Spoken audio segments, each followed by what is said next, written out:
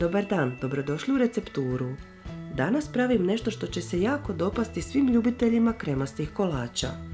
To je brz i jednostavan kolač sa sokom od naranče koji je zaista odličan i jako osvježavajućeg okusa. U veliku posudu razbit ćemo 3 cijela jaja. Ubaciti 125 g šećera te izmiksati da smjesa postane pjenasta.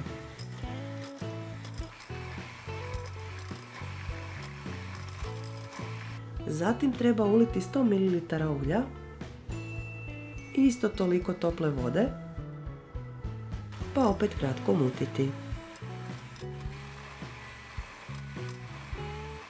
Na kraju ću ubaciti 180 g glatkog brašna, 30 g kakaa i 5 g praška za pecivo.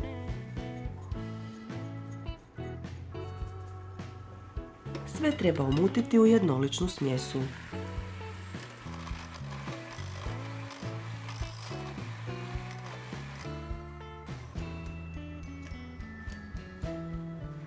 Koristim protvan dimenzija 36x21 cm kojeg ću namastiti i pobrašniti.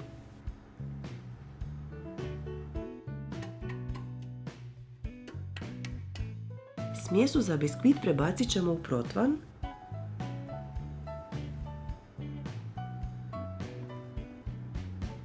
i lagano protresti da se poravna.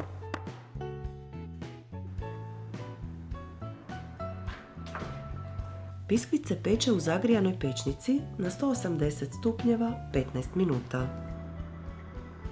Kad je pečen, ostavljamo ga da se ohladi na sobnu temperaturu. Za bijelu kremu u posudi treba pomiješati 100 g glatkog brašna, 90 g šećera i 1 vanilin šećer.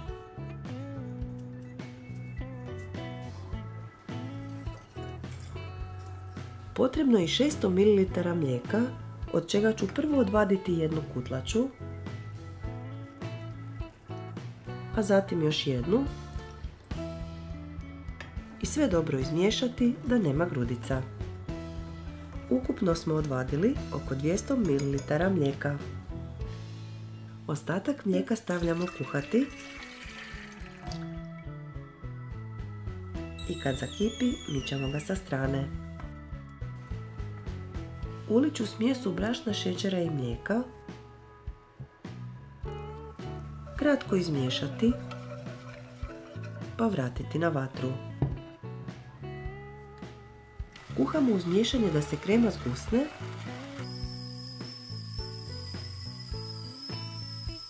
pa mičemo s vatre.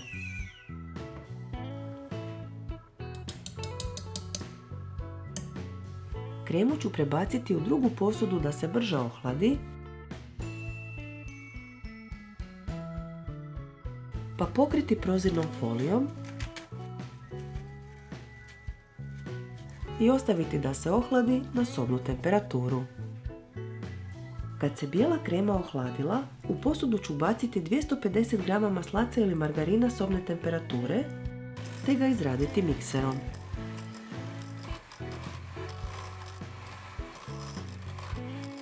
Zatim u više puta ubacujemo ohlađenu bijelu kremu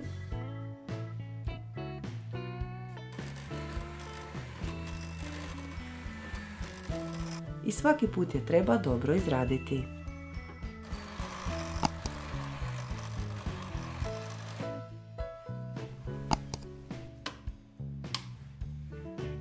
Izrađenu kremu ćemo nanijeti na ohlađeni biskvit i dobro je zagladiti.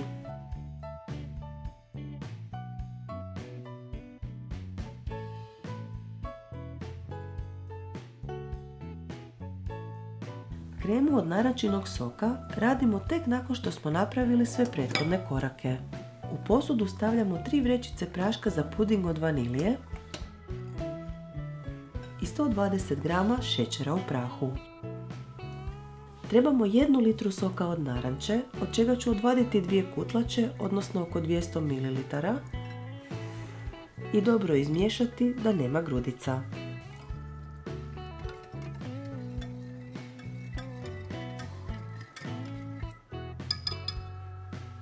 Ostatak soka od naranče stavljamo kuhati i kad zakipi mičemo ga sa strane. Ulit ću smjesu od pudinga i šećera, kratko promiješati i vratiti na vatru. Kremu kuhamo uz miješanje da postane gusta.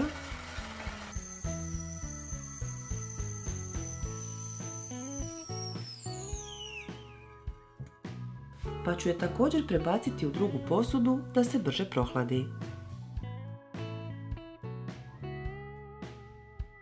Da bi se krema prohladila, potrebno je oko 15 minuta.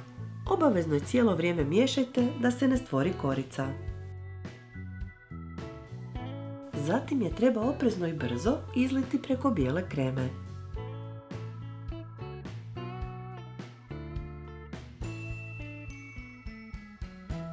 Poravnajte je i zagladite što brže jer će se odmah početi skrućivati.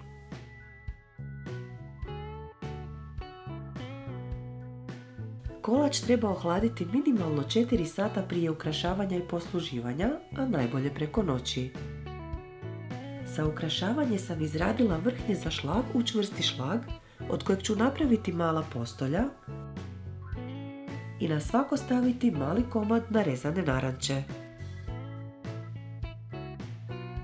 Ako vam se dopao ovaj video, dajte nam like i ostavite komentar, te ne zaboravite zapratiti naš kanal i stisnuti zvonce kako bi dobili obavijesti o novim receptima. Sve naše recepte možete naći i na web stranici receptura.com. Bye!